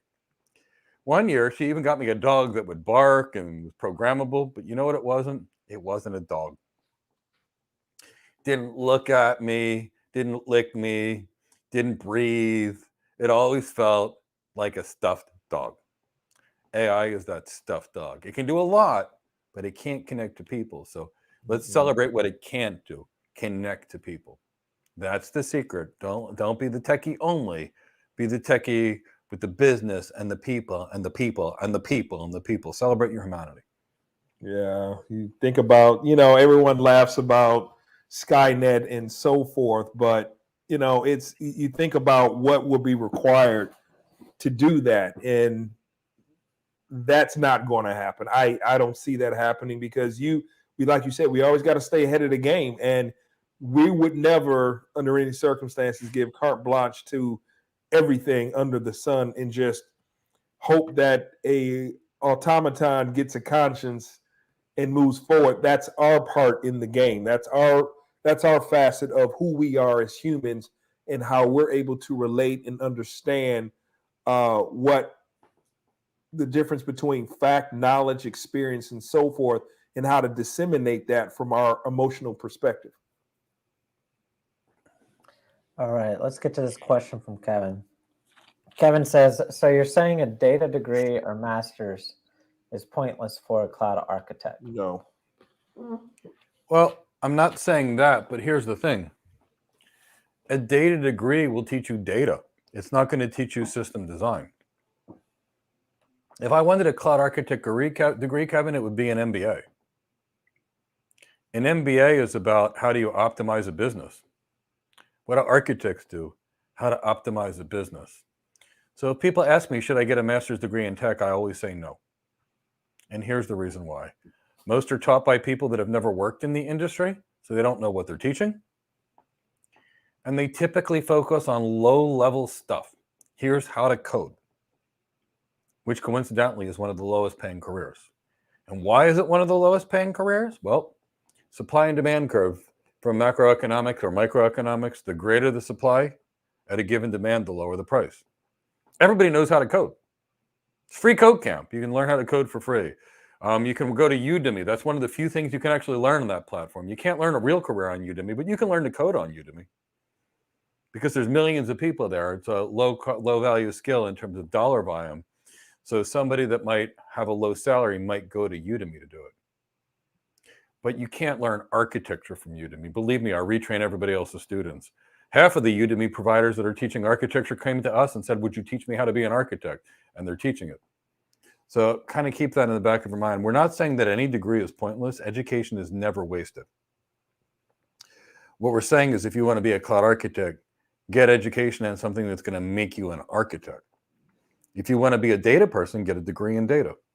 But you don't become a doctor by studying nursing. You don't become an airplane pilot by learning how to fix an engine.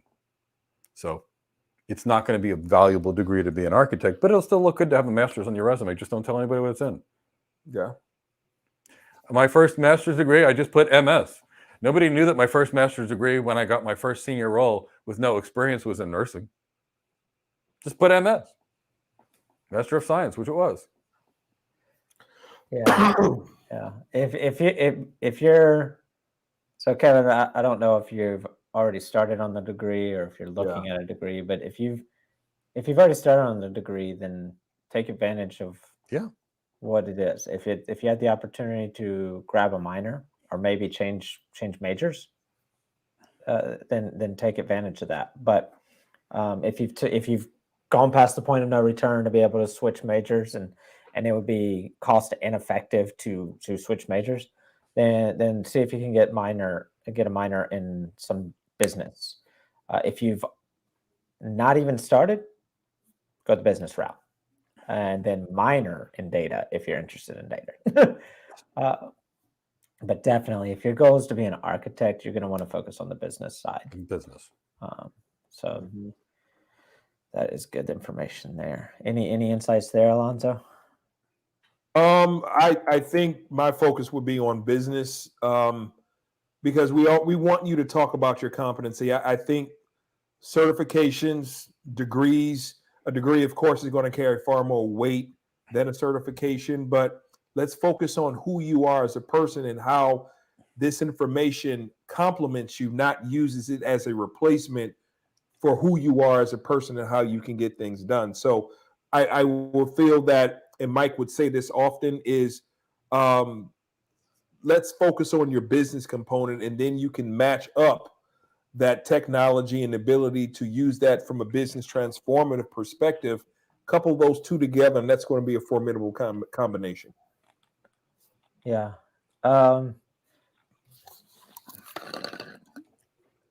Let's look at this question. Where did it go? AI impacts on cybersecurity professionals. On everybody. Same thing as everybody else. The AI can write a script to hack, and the AI can also help you automate securing things.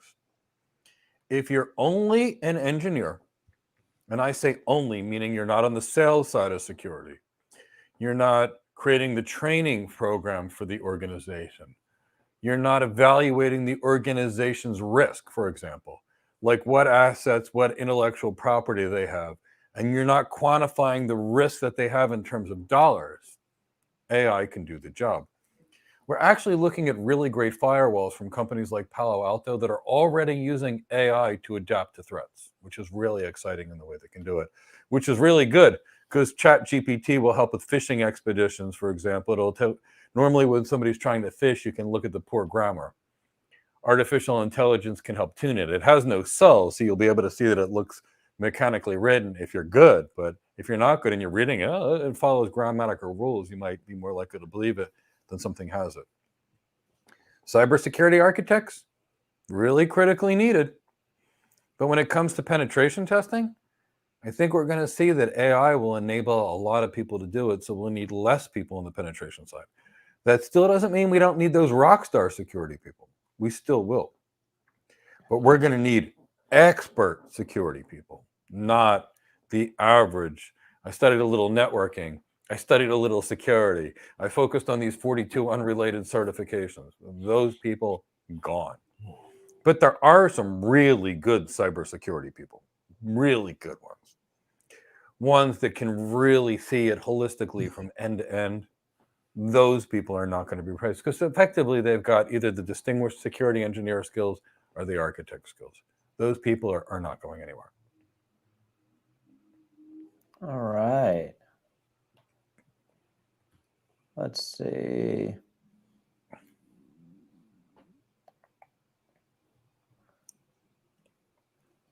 AI will replace us all except cats. It's my cat. I saw that, and I think that came in about the time that you were talking about cats. I do that a lot. I love cats. Yeah, there we go. You earn a cat's love. Yes. Exactly. Yep.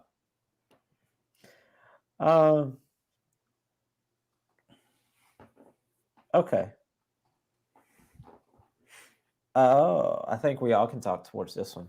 Ken asked a good question because we're back to our talk about not using ChatGPT to write resumes and cover letters. When you hire an expert to write your resume, which I consider your own unique professional story with a personal touch, wouldn't that take away your own unique style or flavor? Ken, it depends on how you do it. So I have a writer on my team. If I would ask him to write content for me, it would feel like it was written by somebody else. So when I work with this writer, I always make a video of the content that I want to talk about. He writes it, he sends it back to me, and I tune it to make it my special flair. At some point when you move into a CEO role, you have to be able to delegate. You just can't do everything anymore. Now I'm going to tell you, Ken, his grammar in writing is far better than in mine. I don't know whether to put a comma or a semicolon. And if it turned into me writing it, sending it to Chris and Alonzo, we'd go back 6 times by the time we got it right. With 6? this person, oh wow, I'd love if we could get it down to 6. okay, it's probably 10, but it's embarrassing to talk about how long it takes 3 people who each have 1 MBA, and I've got a couple master's degrees to be able to write a document with proper grammar. And then we still put a document out, and people send us emails saying that it's not. That's true. And even after we all go through 10 iterations, people still tell us we miss things, but not if I work with this writer. So the key is, and I get interviewed by the media almost every day, Ken. I'm constantly in a magazine, TV, radio stations. And again, I answer questions in a certain way. So the key is if you work with a good resume writer, a good one, they interview you. They know what's on it. They're going to send you a draft. You'll tune it to make sure they don't miss things because they are not an expert on you and your career. But here's the thing. Most people don't know how to write a resume. And a 96% perfect resume will give you opportunities at the worst jobs. A 99% perfect resume will get you the best jobs. I don't know any CEO that makes the resume. I don't know any EVP or senior vice president that makes their own resume because that is not their strength. Mm-hmm. So the key is when it really comes to getting anywhere great, you have to know what you're great at and do it and become better and better and better at it. And you have to know what you're not good at and find somebody better than you. I have Chris do things that are related to process because I'm going to tell you, he's 1,000 times more methodical and better at it than I am. I know marketing and I worked in marketing. Alonzo spent 32 years in marketing. Who do you think I'm going to go to for marketing advice? Me or Alonzo?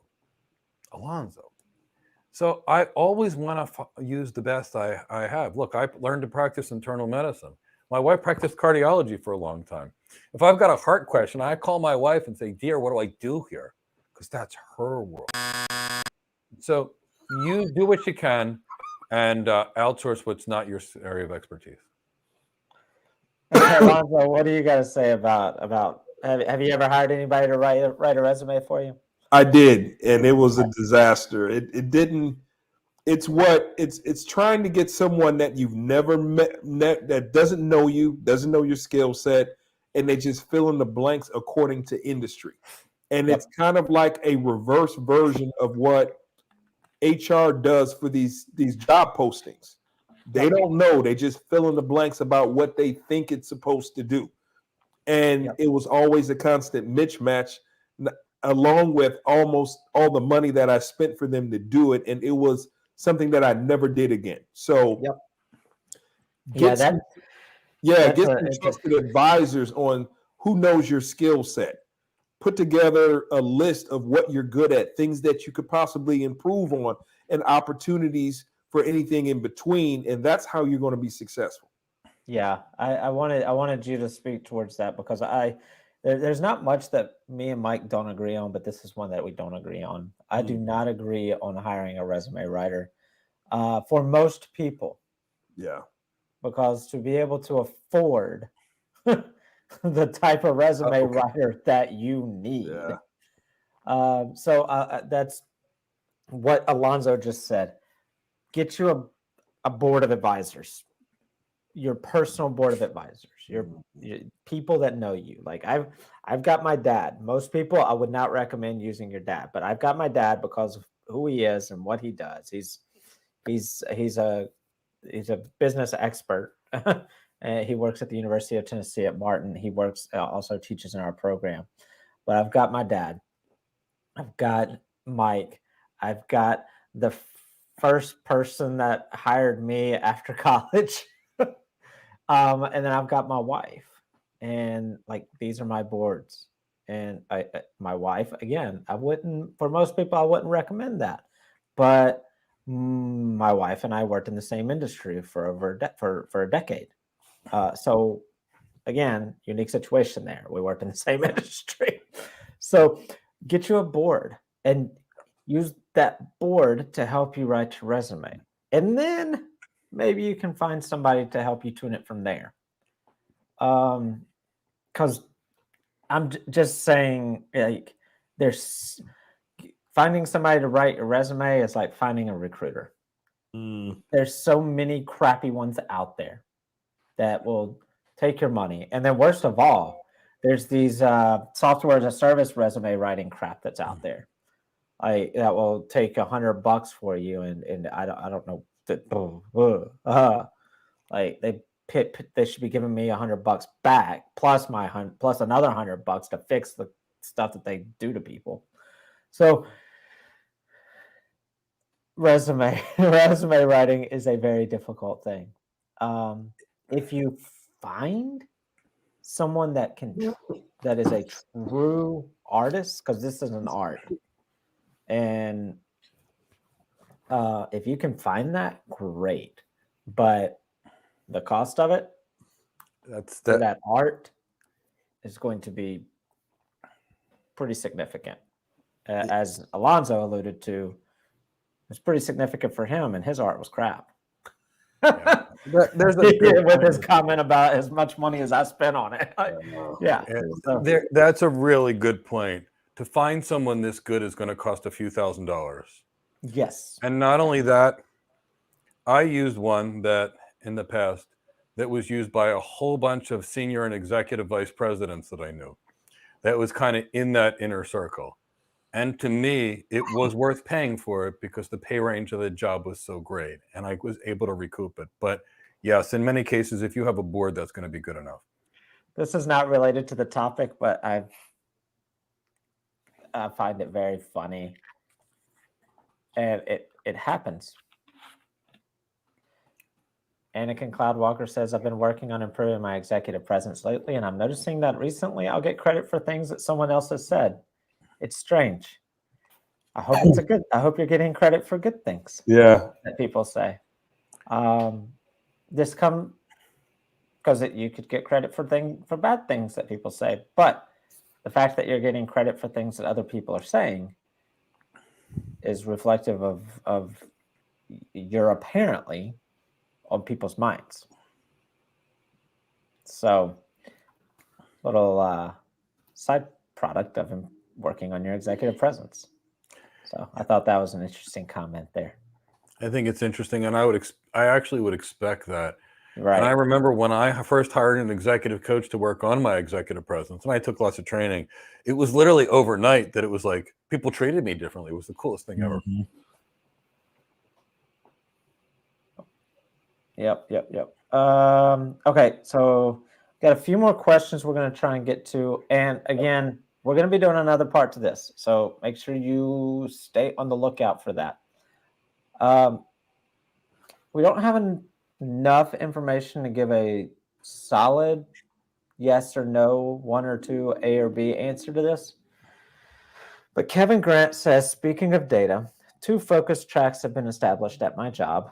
1, data. 2, app modification.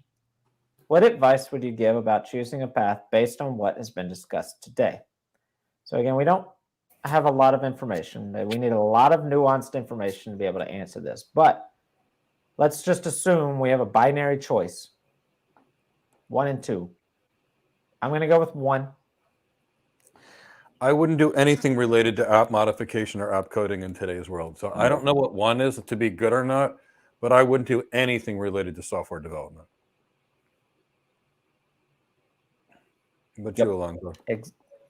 Yeah, I agree with you, gentlemen.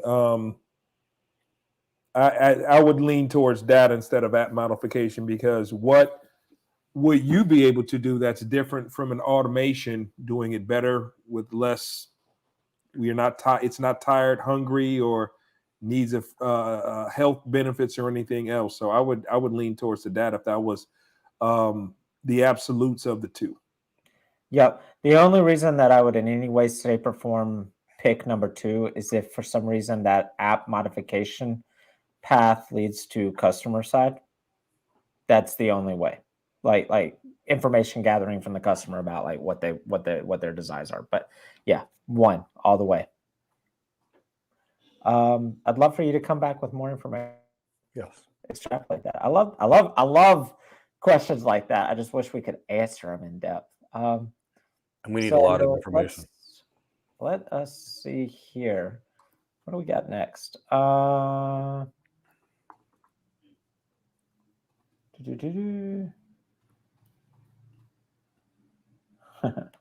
love Kevin.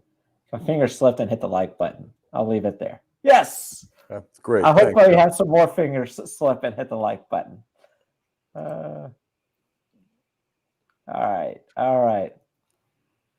Okay, let's end this on this question here.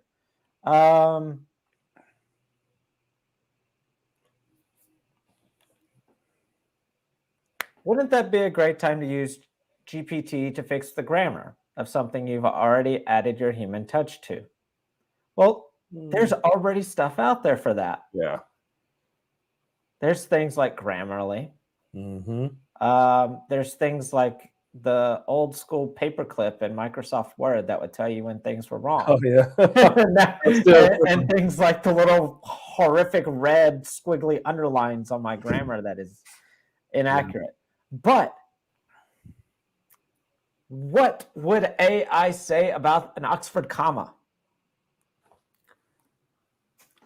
Alonzo remembers our conversation the other day about with our internal team about the use of an Oxford comma. Yeah, I always refer to my old school AP News to see, okay, what are they doing? And we always, we look at how we would. What was that? I can't remember that software where you ran, like you're in your MBA paper, and you got to make sure that there's no plagiarism or anything. Oh yeah, you got to rinse and repeat. Yeah. They didn't have that when I did my MBA. Yeah, but yeah, so yes, there are tools out there to use AI to help with things. There's good uses for these artificial intelligence, for these softwares, for things. You wrote something, yeah, run it by something. If your thing is a piece of artificial intelligence, use it, but don't rely completely on it. Right. Because I do not like my AI telling me that I should use affect instead of effect all the freaking time. And I usually don't want to use affect with an A. It's wrong. It's not wrong. Always. I want to use effect when I need to use effect. But my AI tells me every instance that I use effect, it should use affect. And nope. Yeah. And it always tries to tell me to remove the Oxford comma like Tyrone does. Tyrone on our team refuses to let me use an Oxford comma. Like, so, no. but yeah, so there's good uses for artificial intelligence and software like this. But again, you don't hand it over completely and trust that it's going to be correct. It could be written all out in Queen's English for all you know, or right. King's and English. I'm in America. I don't want Queen's English. Yeah, analyze as opposed to S and E. I mean S and Z. I mean, right. It's those examples that you got to be mindful of. You can't, like you said, it can't be. You can't give it carte blanche on what you want to represent you. Only you know what you want, not a automaton or automation. Exactly. And if I was going to use a tool to check grammar, I'd be more likely to use Grammarly and then check Grammarly to make sure it didn't change then to then, which it does every single time. It converts every then to then when it's not necessarily appropriate. But I wouldn't use ChatGPT to rewrite my content. Definitely not. Yeah, no, I mean, it's great. Again, it's great for these taskmaster type things, like for checking boxes. Like, did I use the comma? Did I use the period? Did I use the semicolon in the right place? But again, you're not going to want to give over complete control. That we're talking about, we talked about that earlier, and this is the most simplest example. If I don't trust the AI to use an Oxford comma properly, or at all, or not at all, or use affect and effect properly, then I'm not going to trust. I'm not going to hand over. I got a great example with Tesla's auto drive. Would you? I've been in it where it's actually it was semi-auto, and I'm not comfortable. I'm just not doing it. I'm not doing it. I've seen people. There's been so many videos of people actually sleeping while the car's driving. I will never trust technology to that point where I got to leave my life in its hands like that. No, not willing. Yeah, definitely not. There was a Volvo I tried a couple of years ago, and I love Volvos. I had a Volvo. The thing was amazing. And I'm in this XC90, and I veer out of my lane because there was a car coming into my lane, and I went into an empty lane, and the car tried to put me back in my lane. Ooh. Into the car that was there. And I could feel, and I said to the person, I'm sorry, I can't buy this. And he's like, why? You have a whole bunch of Volvos. I said, if there's an obstacle in front of me, I may need to drive through that obstacle to save my life. And it won't let me. It's going to auto brake and not do it. If it's going to put me back into my lane when I might need to get out of my lane, this is not a car that I'm comfortable driving. I want the control. Now, maybe 10 years from this was like 10 years ago. Maybe 10 years from now, the AI is so good and this thing has 50 different cameras that it's better than I am. But I've taken offensive driving courses and emergency vehicle driving courses and tactical driving courses. And I know how to do with my car what I need to do with my car, and this car won't let me do any of it. So sorry, I can't buy it. All right. So time to wrap up. Yeah. We should, it's 8 o'clock. We got a New Year's resolution we're trying to stick to. I'm going to keep us to it. So let's wrap this up. Set the scene for the next. And Chris muted. You're mute, Chris. So let's wrap this up. Mike and Alonzo, I'll let you throw out the last words here. Well, I definitely want Mike to take us home, but I tell you, it's been so much fun. I think we've barely scratched the surface even with 2 hours, and I'm looking forward to next week where we're able to really jump into a lot of the other questions and see what everyone else, how they want to chime in, especially with any new updates that we may have between now and then. What about you, Mike? I think the real key is, and I wanted to talk about so many other things, but we ran out of time. And that's okay. We'll have 2 or 3 or as many conversations as we need to have to truly help you all in your careers. This is major. This is not one of those things where you can stick your head in the sand and let it go. This is where you must act now. What you do now, next month, the month after that, and the next 12 months, and even the next 2 to 3 years will affect, do you end up on the high end of that wealth gap? Or do you end up unemployed, searching through this? And when we see engineering layoffs like you can't possibly imagine, it's going to be really hard for engineers to get hired. And I don't want that to be you. Those distinguished engineers that I'm talking about are always employed. They're always needed. The architects, they're always employed. Look, I think we got 3 people hired last week while everybody else is laying off. And 2 of the 3 people got hired as solution architects and cloud architects with 0 experience. Why? Because it's impossible to find them. Because everybody's focused on the tech. They're not focused on the transformation or the business or the leadership or the human skills, which is what we teach. We always taught these skills, but we brought more of a focus on it when we knew this was coming. And the key is you have to adapt. The construction, the manufacturing workers in the Midwest that didn't adapt when the technology changed had their lives torn apart from them. And it's really sad because there were a lot of good people there. I'm already watching the layoffs occur in the tech industry. IBM canceled 7,200 positions except for customer-facing roles. And they just announced the other day that they're laying off an additional 8,000 except for customer-facing roles. So guess what? Move to a customer-facing role. Not because IBM did it, because that's the key. Move to an architect job that's going to pay 3 times more than an engineering job anyway. And guess what? Instead of staring at a computer screen looking at code, you'll be eating steaks, drinking good wine, having really good scotch at Morton's or Smith & Wollensky. I promise you, that's what you do, or Ruth Chris. It's going to be much more fun. So move to the things that are going to take better care of you and your family. It's like a golden parachute. You see the plane, take the golden parachute, land where you want, and really, really live the life of your dreams. That's the key that I want to bring for you. Technology opens up new opportunities. Take advantage of these new opportunities. Whatever it is, it's something really exciting and it's really cool. Lots of cool things. Lots of new tech. What does that Apple new virtual reality headset change? Think about that. The other headsets were horrible. You put them on, you got a headache. They were miserable.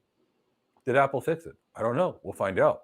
But think about what good virtual reality could actually do versus the thing that you put on, can't see what's going on around you, and get a headache because it's not ergonomically designed.